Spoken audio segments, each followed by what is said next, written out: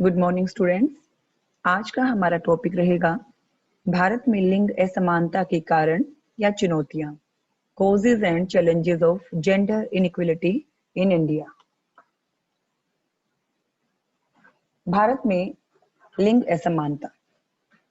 भारत में लैंगिक समानता अभी भी हमारे लिए एक दूर दराज का सपना नजर आता है। शिक्षा, उन्नति और आर्थिक विकास के बावजूद भी आज भी कई राष्ट्र लैंगिक असमानता की संस्कृति से पीड़ित हैं।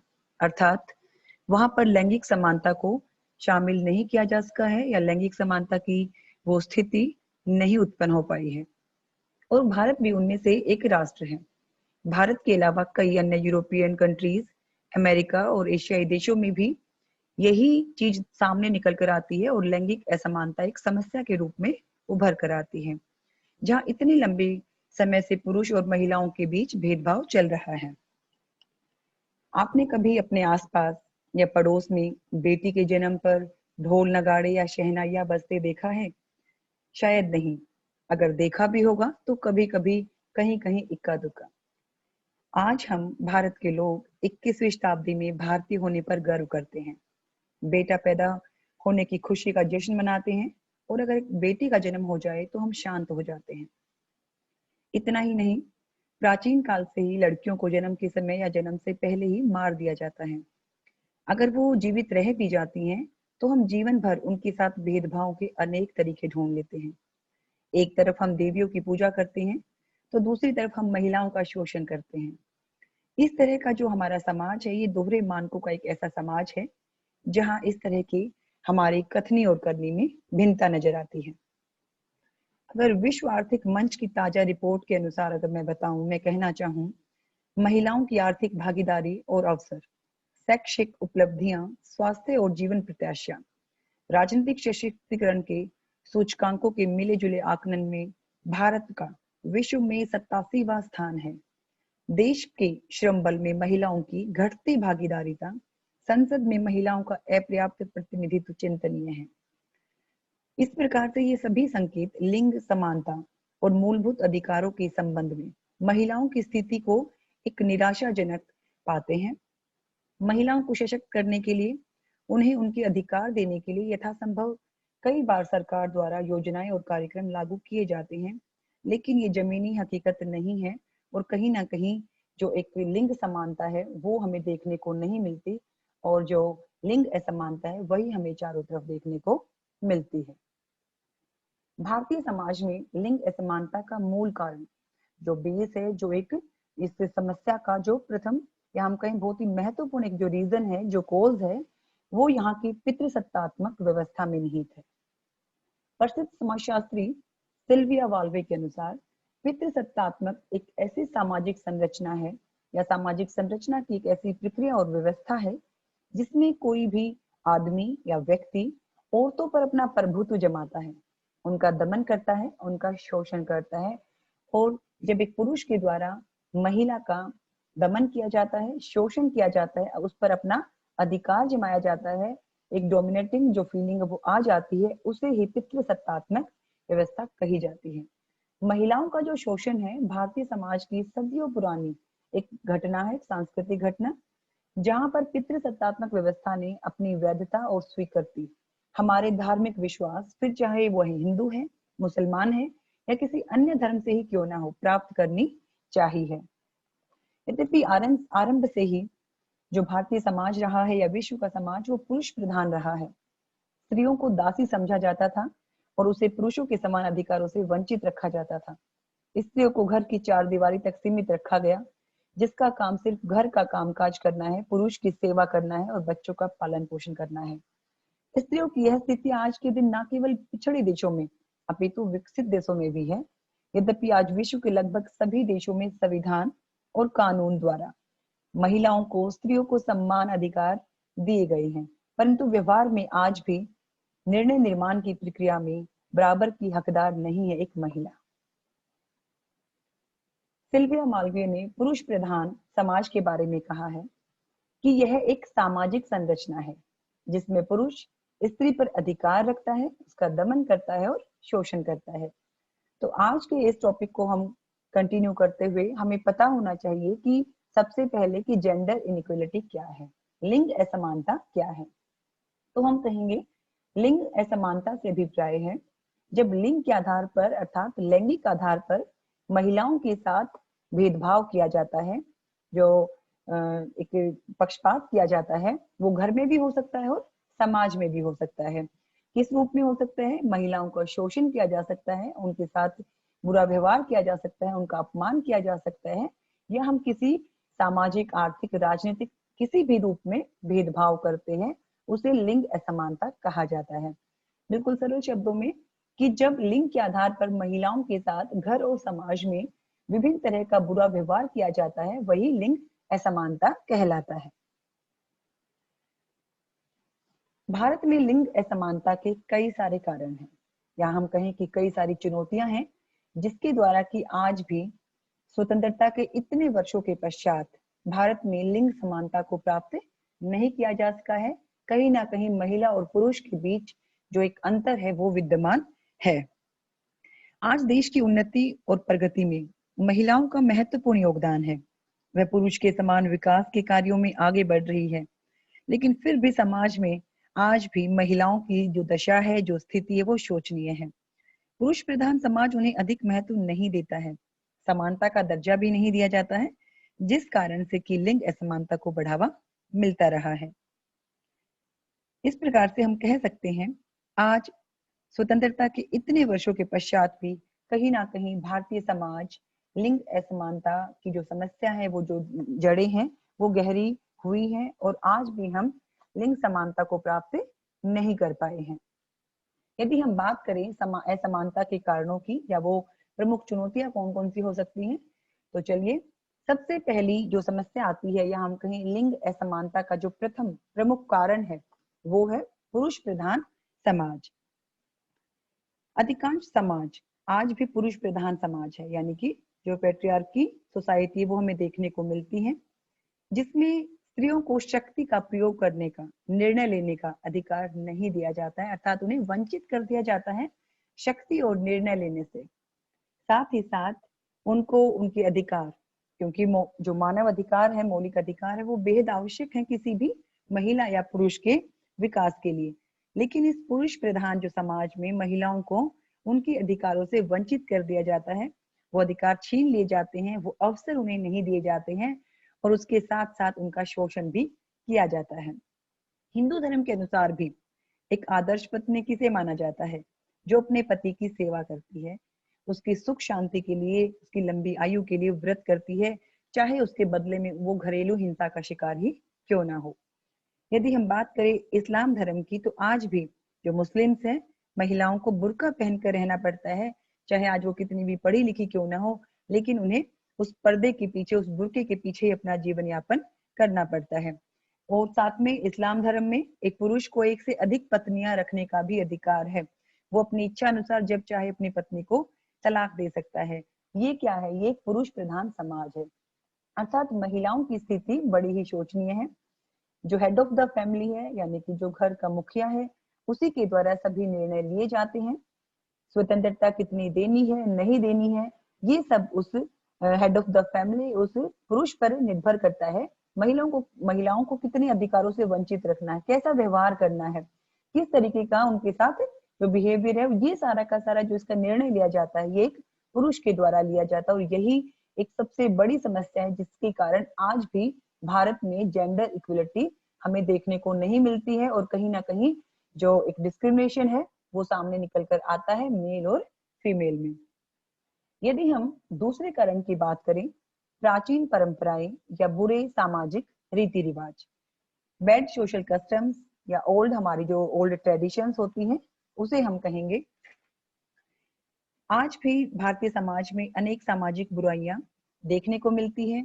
जो प्राचीन परंपरा है, जो ट्रेडिशन है, और इस पुरानी जो ट्रेडिशन के कारण, इन सोशल एविल्स के कारण, इस बैड जो कस्टम्स हैं उनके कारण आज भी महिलाएं पिछड़ी हुई हैं। अधिकतर समाज में आज भी, भारत जैसे समाज में भी आज भी लड़की के मुकाबले लड़की के जन्म को अधिक अच्छा माना जाता है, शुभ माना जाता है। उसके जन्म पर खुशियां मनाई जाती है, और यदि एक लड़की के जन्म की बात आती है तो सारा का सारा परिवार या तो शांत हो जाता है या शोक में डूब जाता है। ये जो सारी चीजें हैं ये किस कारण से हैं, यानी कि जो हमारी जो कस्टम्स हैं, जो हमारी संस्कृति है, उसमें कुछ बुराइयां हैं, उसमें कुछ जो रीति रिवाज है, उससे हम आज भी चिपके हुए हैं। और हम कहते हैं वंश वृद्धि के लिए, यानी कि यदि हमें स्वर्ग में जाना है, वंश की वृद्धि करनी है, तो उसके लिए लड़का होना ही बेहद आवश्यक है।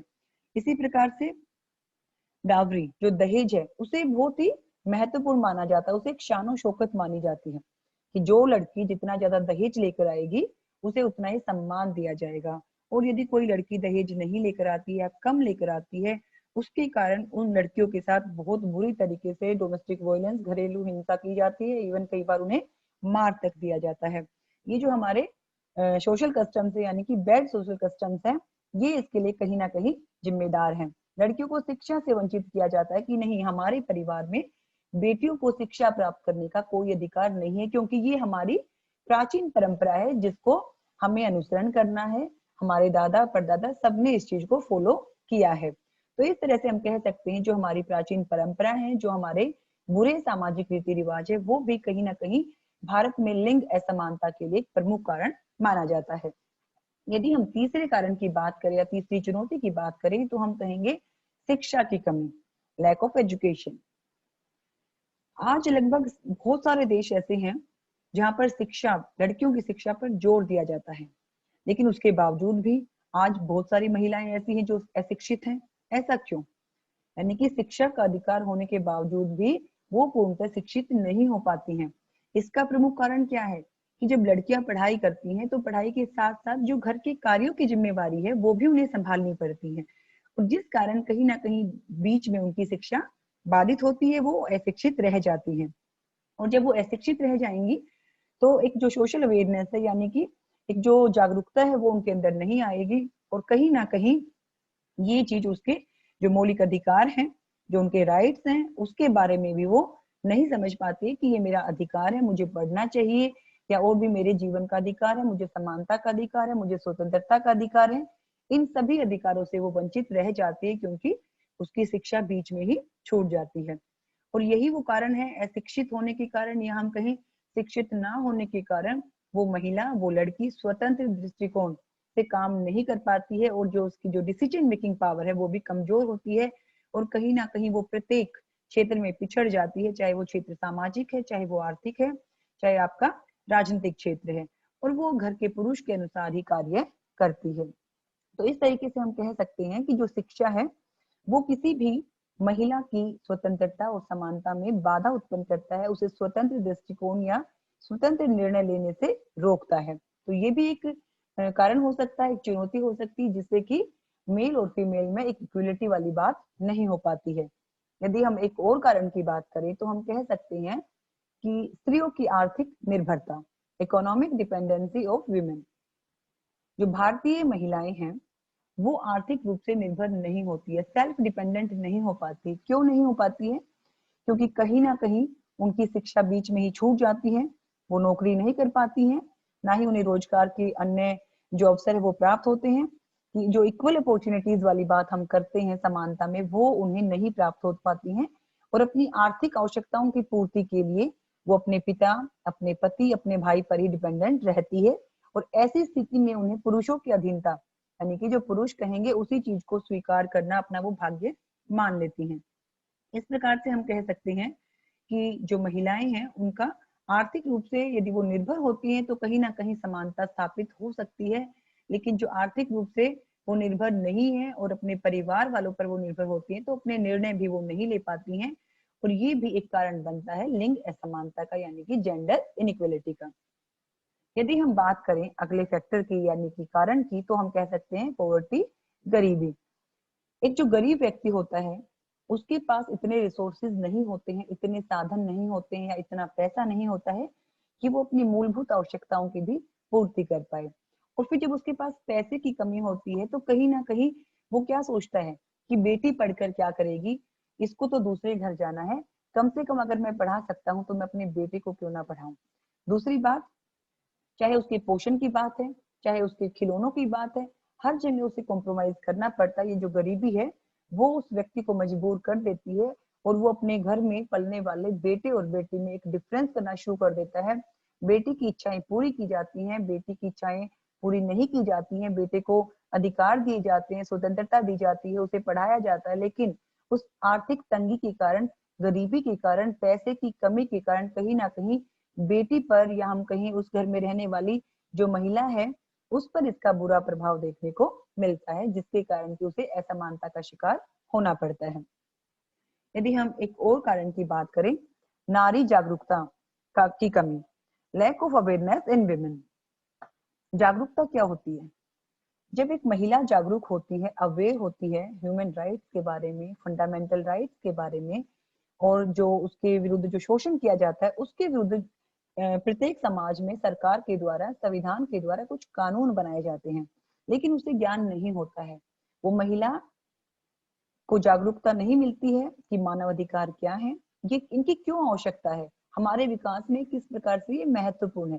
साथ ही अगर मैं भारत की बात करूं कि भारत में हमारे संविधान के अंतर्गत सभी व्यक्तियों को, चाहे वो किसी भी धर्म, जाति या लिंग से संबंधित है, सभी व्यक्तियों को हमारे संविधान में मौलिक अधिकार प्रदान किए गए हैं, यानी कि फंडामेंटल राइट्स दिए गए हैं, चाहे वो मेल है या फीमेल है। लेकिन महिलाओं को जब वो शिक्षित नहीं होती हैं या वो अपने डिसीजन नहीं ले पाती हैं, तो कहीं ना कहीं उन्हें पता ही नहीं होता है कि हमारे फंडामेंटल राइट्स क्या हैं, क्या हमारा समानता का अधिकार है, क्या हमारा स्वतंत्रता का अधिकार है, या शोषण के विरुद्ध अधिकार क्या हो सकते हैं, या यदि कोई भी हमसे ये अधिकार छीनता है तो हम इसकी प्रोटेक्शन के लिए कोर्ट में जा सकते हैं। ये सारी की सारी चीजें भारतीय नारियों को नहीं पता है, इवन कई बार शिक्षित महिलाओं को भी इसका ज्ञान नहीं होता है। तो ये जागरूकता की जो कमी है, इसके कारण भी महिलाओं को असमानता का शिकार होना पड़ता है अपने ही परिवार में, अपने ही समाज में। कुछ और कारण या चुनौतियां भी हो सकती हैं जेंडर इनइक्वलिटी की, जैसे कि सोशल स्टेटस, सामाजिक स्तर। छोटा सा उदाहरण देकर मैं इसको स्पष्ट करूंगी। यदि किसी परिवार की आर्थिक स्थिति अच्छी है, अर्थात उसका जो सोशल स्टेटस है वो बहुत ही बेटर है, तो कहीं ना कहीं उसकी सोच में भी परिवर्तन होगा और वो बेटे और बेटी में या मेल और फीमेल में अंतर कम करेगा। इट मीन्स उसको इक्वल राइट्स और इक्वल अपॉर्चुनिटीज दी जाती हैं। परंतु यदि सामाजिक स्थिति बेहतर नहीं है, यानी कि जो सोशल स्टेटस है या उसकी जो सोशल सिचुएशन है वो अच्छी नहीं है, वो पुअर है, तो कहीं ना कहीं वो भेदभाव करता ही है। जो एक विमेन डिस्क्रिमिनेशन होता है वो हमें देखने को मिलता ही है। तो एक कारण ये भी हो सकता है। यदि हम नेक्स्ट फैक्टर की बात करें या रीजन की बात करें, कल्चरल बैकग्राउंड, सांस्कृतिक पृष्ठभूमि। विश्व में जो लिंग समानता है, इसका जो चक्र है, इसकी साइकिल है, वो सदियों से चलती आ रही है। इसका एक प्रमुख कारण सांस्कृतिक पृष्ठभूमि है। आज भी करीबन 70% महिलाएं अपने पति या रिश्तेदारों की सहानुभूति पर जीवन व्यतीत करती हैं, क्योंकि जो संस्कृति होती है उसमें उनकी अटूट श्रद्धा होती है, उसे उनका उसका अनुसरण करना, उसको फॉलो करना वो अपना भाग्य मान लेती हैं। और ये जो संस्कृति होती है, जब ये नकारात्मक रूप में होती है तो कहीं ना कहीं उनसे उनके अधिकार, चाहे वो शिक्षा का अधिकार है, चाहे उसके स्वतंत्रता का अधिकार है, उसके विचार अभिव्यक्ति का है, चाहे उसकी आर्थिक क्षेत्र में उसकी भूमिका निभाने का अधिकार, इस प्रकार के सभी अधिकार उससे छीन लिए जाते हैं। और इवन जो डोमेस्टिक वायलेंस है, जो सेक्सुअल हरासमेंट है, इस तरह की चीजें भी वो अपना भाग्य मान लेती है कि ये तो सदियों से इस परिवार में होता आया है और इसके लिए हमें आवाज नहीं उठानी चाहिए। तो हमारी जो कल्चर बैकग्राउंड है ये भी एक फैक्टर होता है जिससे कि जेंडर इक्वलिटी नहीं मिल पाती है। एक और फैक्टर भी हो सकता है साइकोलॉजिकल फैक्टर, यानी कि साइकोलॉजिकल कोज जिसे हम कहें, मनोवैज्ञानिक कारण। मनोविज्ञान को मन और मस्तिष्क का राजा कहा गया है कि जो हमारा मन और मस्तिष्क कहता है हम उसी तरीके से काम करते हैं। साइकोलॉजिकल जो इफेक्ट है वो जिस भी आप समाज में रहते हैं, जो आपके परिवार का जो सोशल स्टेटस है या आपका जो स्ट्रक्चर है या आपका जो आचार विचार है, आपकी परंपराएं हैं, वो सारी की सारी आपकी साइकोलॉजी को हिट करती हैं और वैसा ही व्यवहार आप करना शुरू कर देते हैं। यदि मैं ग्रामीण परिवेश की बात करूं, विलेजेस की बात करूं, तो वहां पे ये चीजें क्या होती है कि अगर कोई लड़की पढ़ना भी चाहती है, वो बहुत इंटेलिजेंट भी है, तो उसे क्या कहकर उसे चुप कराया जाता है कि नहीं, क्या कोई गांव की लड़की पढ़ रही है, क्या कोई एग्जाम्पल है। यानी कि मतलब उनकी जो साइकोलॉजी है वो ऐसी हो जाती है कि वो चेंज नहीं करना चाहते।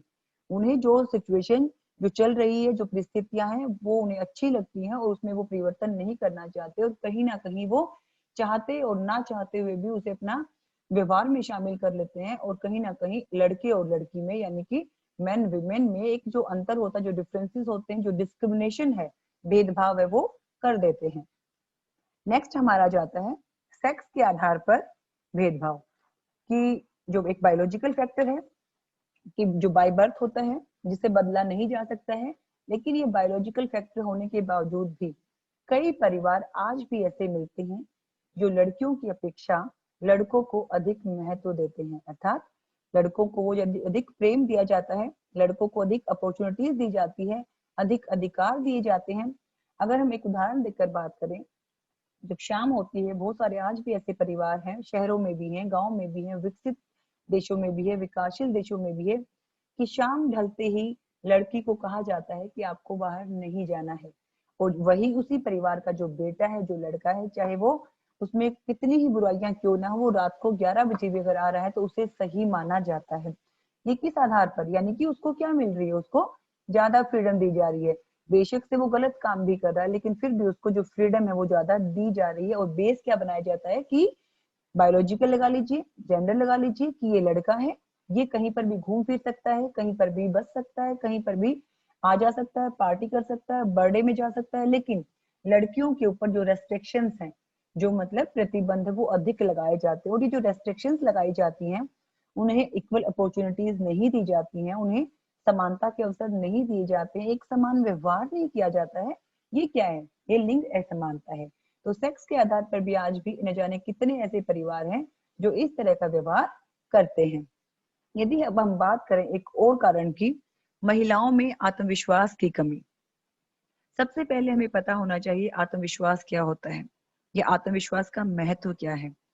आत्मविश्वास वो आंतरिक शक्ति है जो असंभव को भी संभव बना देती है। अर्थात आत्मविश्वास के बल पर जो चींटी होती है वो अपने से कई गुना वजन उठाकर पहाड़ पर चढ़ जाती है। और यही वो आत्मविश्वास है जो ना करने वाली चीज को भी होने वाली में परिवर्तित कर देता है। भारतीय महिलाओं में आज भी आत्मविश्वास की कमी है, लैक ऑफ सेल्फ कॉन्फिडेंस, अर्थात वो स्वयं पर विश्वास नहीं कर पाती हैं। इसके पीछे कई सारे कारण हैं। वो शिक्षित नहीं है, जो हमारा समाज है वो पुरुष प्रधान समाज है, उन्हें अधिकार नहीं मिलते हैं, उन्हें बोलने के अवसर नहीं मिलते हैं, आत्म अभिव्यक्ति के अवसर नहीं दिए जाते हैं, साथ ही साथ उन्हें इक्वल अपॉर्चुनिटीज, उन्हें समान अवसर नहीं दिए जाते हैं। और उनकी जो अंदर की प्रतिभा है, जो उनकी अंदर की जो इनर एबिलिटीज हैं, वो कहीं ना कहीं दब जाती है। उन लड़कियों की, उन महिलाओं की जो इच्छाएं हैं वो खत्म हो जाती हैं, और जब वो खत्म होती हैं तो उनका आत्मविश्वास भी उसके साथ ही खत्म हो जाता है। इस प्रकार से हम कहते हैं कि जो महिलाओं में आत्मविश्वास की कमी है, ये भी एक बहुत महत्वपूर्ण कारण है या एक चुनौती है, जिससे कि आज भी स्वतंत्रता के 73 वर्षों के बाद भी भारत में लिंग समानता, जेंडर इक्वलिटी को प्राप्त नहीं किया जा सका है। और आज न जाने कितने बुरे दौर से महिलाएं और लड़कियों को गुजरना पड़ता है। इस प्रकार से हम कह सकते हैं कि आज भी भारत में सामाजिक क्षेत्र में की बात करें, या हम आर्थिक क्षेत्र की बात करें, या हम राजनीतिक क्षेत्र की बात करें, कि भारतीय समाज में महिलाओं को सिर्फ घरेलू कार्य के अनुकूल ही माना गया है, और उन्हें आर्थिक क्षेत्र में भी पुरुषों से कम आंका जाता है, कम वेतन दिया जाता है, रोजगार के अवसरों को ही पुरुषों को अधिक प्रधानता दी जाती है। राजनीति में भी उन्हें सक्रिय रूप से भूमिका निभाने पर पाबंदी लगती है। हर जगह हमें जो एक असमानता का परिवेश है वो देखने को मिलता है। इस प्रकार से हम कह सकते हैं, आज हमने डिस्कस किए कि कौन कौन से वो प्रमुख कारण हो सकते हैं, कौन से फैक्टर्स हो सकते हैं, या कौन से वो चुनौतियां हैं, चैलेंजेस हैं, या हम कह सकते हैं कौन से कॉजेज हैं जिसके कारण भी आज विश्व में या भारत जैसे एक विकासशील देश में पूर्णतः हमने लिंग समानता को नहीं अपनाया है। और कहीं ना कहीं आज भी जो लड़कियां हैं, जो महिलाएं हैं, वो शिकार होती रहती हैं। किस चीज का? असमानता का।